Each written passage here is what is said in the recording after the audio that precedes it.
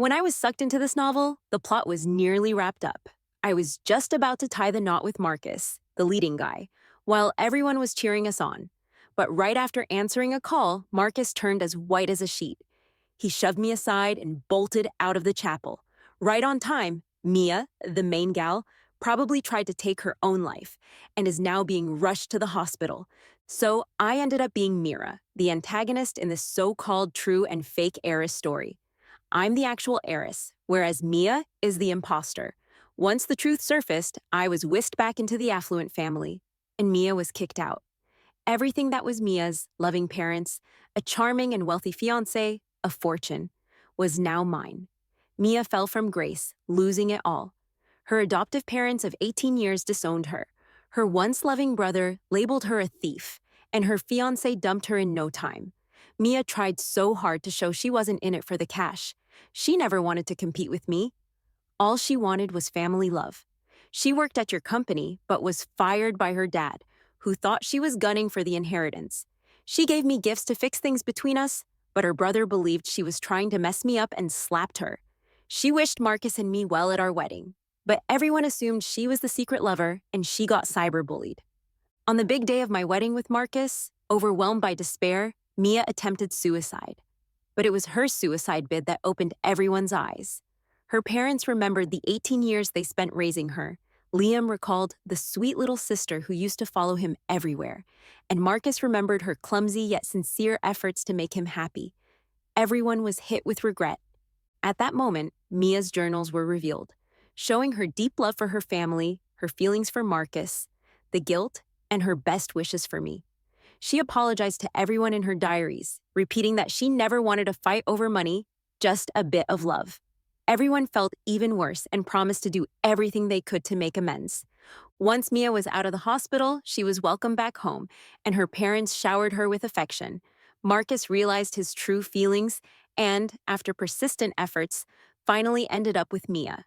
As for me, the villain of the story, because of my many jealous and vindictive actions against Mia, I was completely shunned by everyone. Driven mad, I eventually tried to run Mia over, but karma had other plans. She miraculously walked away unharmed, while I perished in a car crash. When I entered the book, we were at the part where Marcus and I were getting married. As the officiant asked if I'd take him for richer or poorer, in sickness and in health, I shook my head and said, I don't. The entire room was left speechless. Marcus leaned in and whispered, "What are you doing? There's a whole crowd here." I nodded towards the phone that had been buzzing nonstop in his pocket. "You've got a call," I gently reminded him. Marcus pulled out his phone and glanced at the screen. Recognizing the number, he frowned and started to hang up. I quickly stopped him. "Don't hang up. Trust me, you'll regret it." In the original tale, Mia regretted her actions after trying to take her life and instinctively called Marcus for help. But he ignored it because of the ongoing wedding, almost costing Mia her life. In the later chapters, those missed calls became a huge source of pain between Marcus and Mia, but not this time. I wasn't about to let them go through that. Saving a life is a big deal after all. Seeing me insist, Marcus decided to answer the call, still looking confused.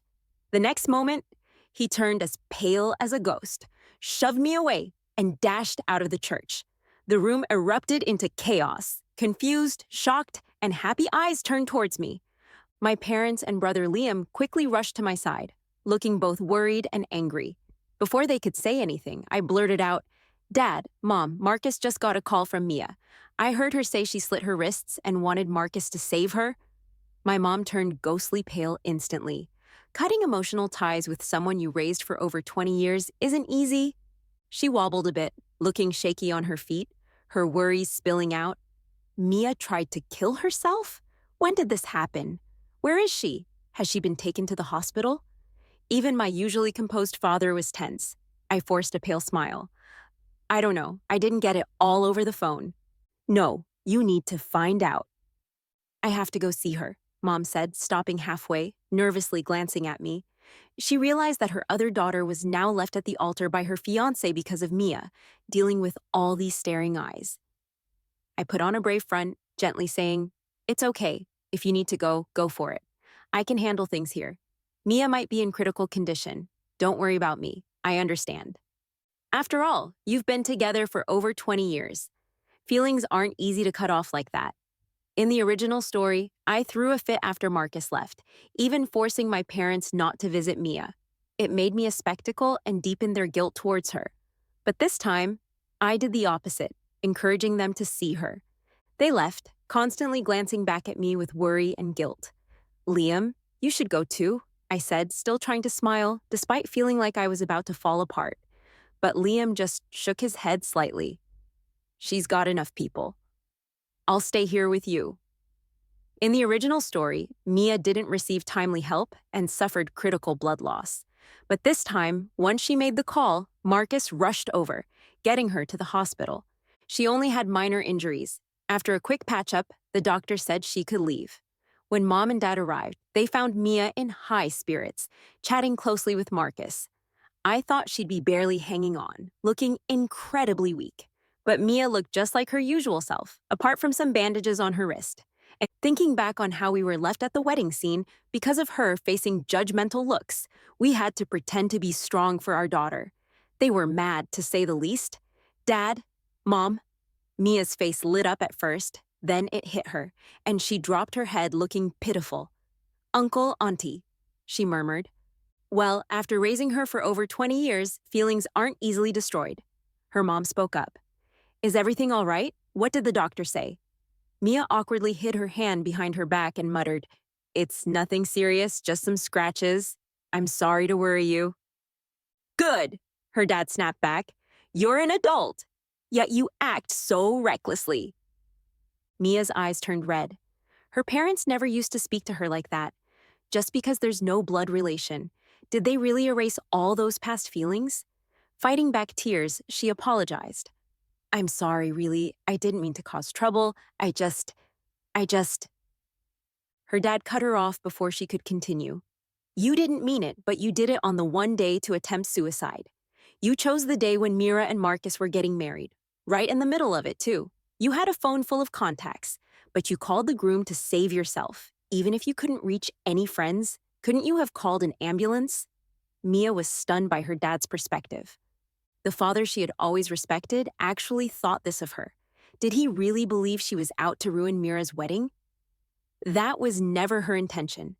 At that moment, she was just panicking and didn't know what to do, so she dialed Marcus.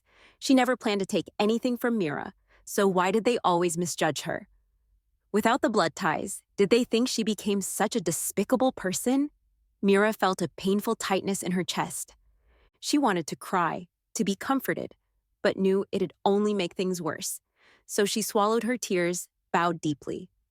I'm sorry, really sorry. I was too immature and didn't think things through. But I swear I had no intention of troubling Mira. Please pass on my apologies to her and tell her... Mia took a deep breath to say the bitter truth. I'm leaving and won't show up again to bother you all. Uncle, Auntie, thank you for everything over the years, and I'm sorry for the hurt I caused recently. Please forgive me. I wish you and Mira all the best for the future. Tears streamed down as she ran out of the hospital, pushing Marcus aside before anyone could react. Oh, the poor girl. Her mother couldn't help but feel heartache as she watched Mia's retreating figure. The usually stern father also stayed silent, retreating to a corner for a smoke. Once home, a somber atmosphere hung over them. I had anticipated it, sighing after checking on Mia. Dad, Mom, maybe we should let Mia come back. Both of them looked surprised. Her dad shook his head first. No, she moved out. There's no going back. Mira, don't overthink it. Since you're back, you're our only daughter here. We were mistaken before, but now we won't get confused. I sighed. Dad, Mom, I know you're looking out for me, afraid I'd get upset, but I really don't mind if Mia comes back. We were both victims swapped at birth as babies. I've never blamed her. You've spent over 2 decades with her. Those feelings don't just vanish. I understand you care for me and purposely distanced yourselves from her. You didn't feel good about it either. I don't want to see you guys hurt. So let's have Mia back. Mira, you really don't mind if Mia returns? Her mom was incredulous. Really, couldn't be more true. I gave the warmest, most sincere smile possible. Sometimes putting it out there is better than holding back feelings. It's better to let my folks show their care and guilt for Mia now. After all, Mia claims she needs love and doesn't want conflict. I'll give her the love she craves and see if she's as kind-hearted as she thinks. For over 20 years, Mia was the apple of everyone's eye, a carefree princess. But now, back home, she seemed nervous, not daring to make eye contact. She sheepishly stood at the door with a worn suitcase, watching my reaction. It seemed like she wouldn't step in unless I nodded. I noticed the hint of pain in my parents' eyes, but with me there, they didn't express it. Ugh, I felt like the bad guy tearing apart their happy trio. Being the villain has its perks, I smiled, turning to Mia. Come in, don't stand there like a stranger. Make yourself at home. Mia entered, still not meeting my gaze.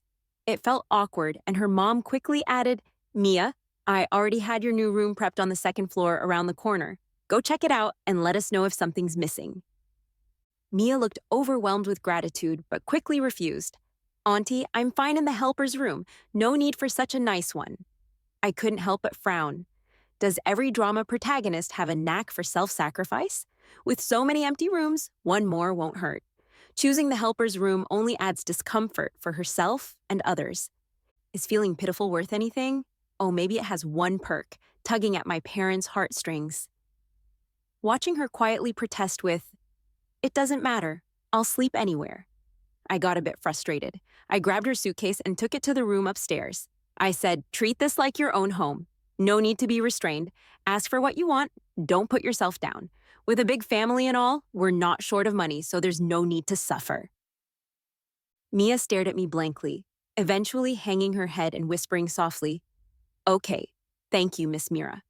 Then she grabbed her suitcase, tiptoeing quietly into her new room. Watching her act all timid like a quail unable to lift its head, I couldn't help but feel a bit frustrated. No one's bullying her, so what's with the act? Maybe sensing my cold demeanor, my mom cautiously asked, Mira, are you upset?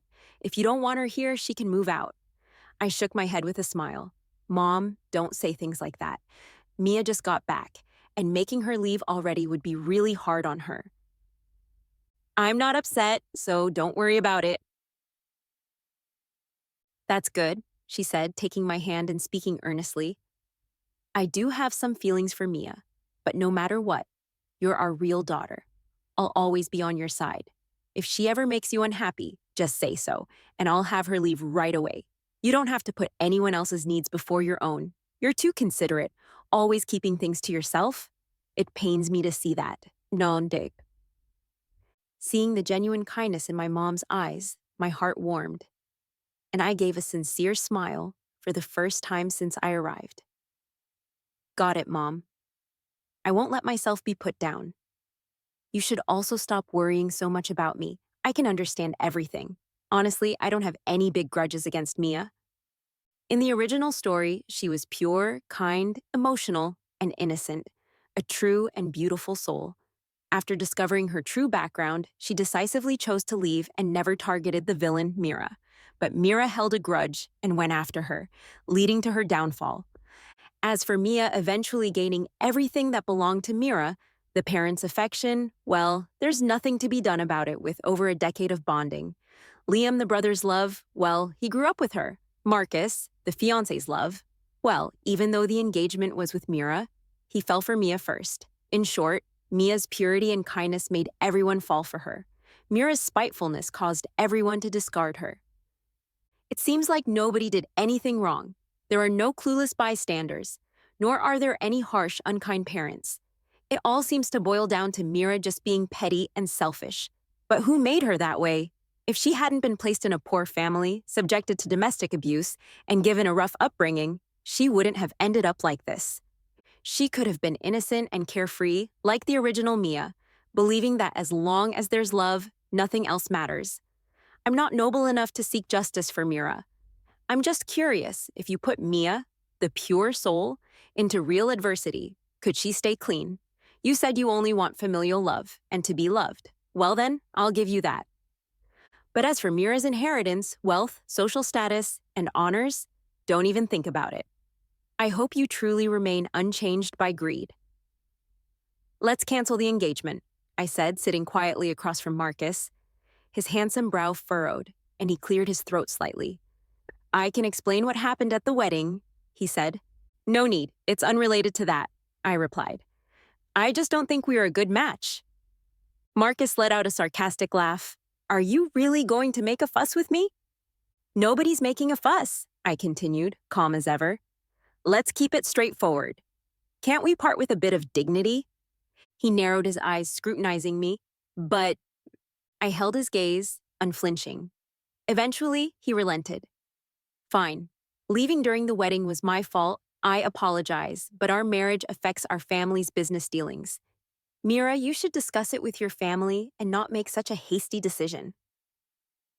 If you're hoping to use my parents to pressure me, I said coolly, sorry to disappoint you. We've already talked about it.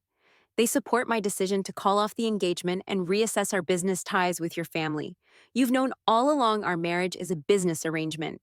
In business, integrity is everything. Your action of ditching a partner midway shows a lack of character and capability. I didn't back down. A vein throbbed on Marcus's forehead, but he swallowed his anger, shooting back. Hasn't anyone told you, Miss Mira, that fiery-tempered women end up alone? Only men who are smugly confident treat women that way, I retorted. I wasn't going to argue with a self-righteous CEO, but I was curious. If you chose to leave the wedding to go to Mia, you must have feelings for her. Why not just be with her?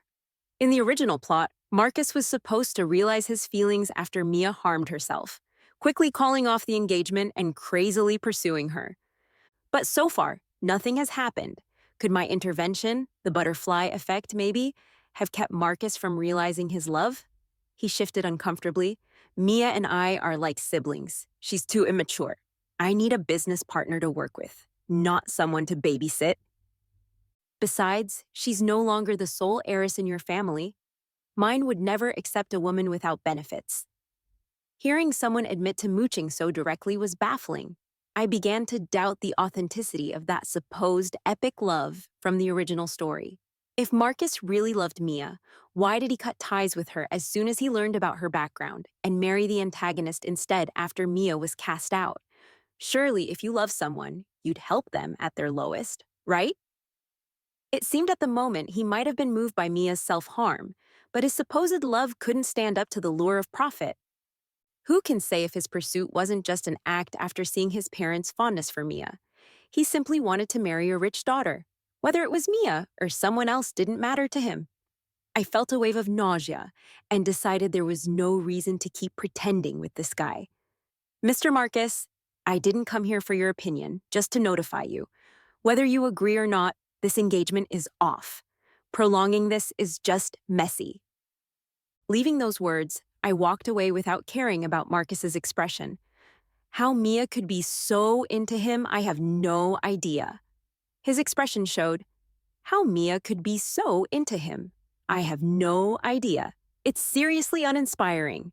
Why bother with drama with people like that when making money is more important? As soon as I stepped out of the cafe, I called my brother Liam. Hey, bro. Yeah, it's all taken care of. Don't worry. Did everything go smoothly with the company paperwork? Yep, awesome. Thanks, bro. Hearing that all the formalities for joining the company were wrapped up put a genuine smile on my face. In the original book, Mira was useless and overly ambitious. She joined the company just because she was rich, landing a department manager position out of nowhere. She didn't know a thing about the work, bossing others around, making lots of employees unhappy. Finally, after messing up a crucial project, several shareholders got fed up with Dad's favoritism and insisted during a shareholders' meeting that Mira be removed. Dad had no choice but to fire her under the pressure. But Mira didn't stop there. She threw a tantrum, trying to drag Mia down too, even though Mia worked in a different department. Dad fired Mia along with Mira just to appease everyone. To be fair, Mia, raised like a princess, only had average work skills. But compared to the tantrum-throwing, incompetent Mira, at least she was diligent and never caused trouble. Thanks to Mira's extreme behavior, Mia looked much better in comparison. Those in the know quietly gossiped. Good education makes a real difference compared to just pretending. Mira's just a flashy wannabe. Mia's the real deal. A chicken can't become a phoenix just by putting on feathers. These whispers drove Mira even crazier, pushing her to go after Mia with even more vengeance. Honestly, I couldn't care less about this messy tug of war. Before getting sucked into the story, I worked hard in a big tech firm and was about to enjoy a well-deserved promotion. As a workaholic, I have zero interest in love drama or girl fights. My goals after getting here are simple: money, money, and more money.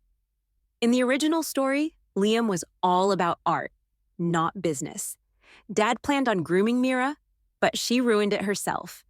In the end, the company naturally fell into Mia's hands. However, Mia was clueless about running a business, and eventually the year group faded and became just an offshoot of the Marcus group. Mia then happily became the little lovebird behind Marcus's success. When I first read this part, I just sighed in disbelief. Your group was one of the top enterprises in NYC, worth billions, and Mia just handed it over to Marcus so easily.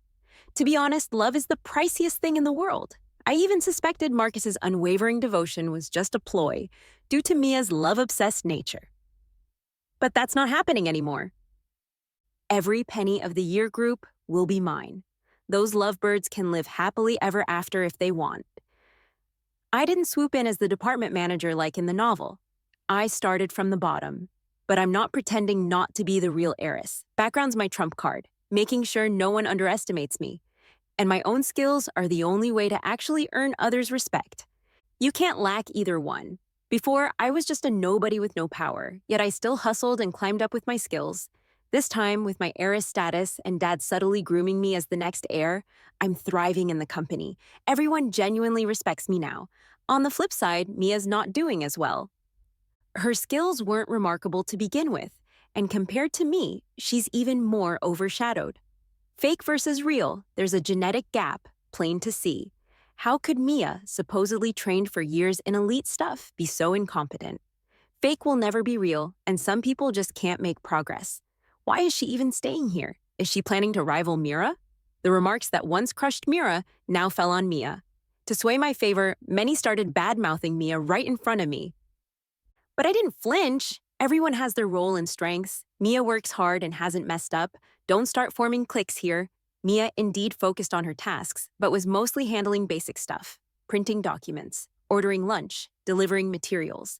Anyone could order her around. Without professional skills and business knowledge, she couldn't handle anything else.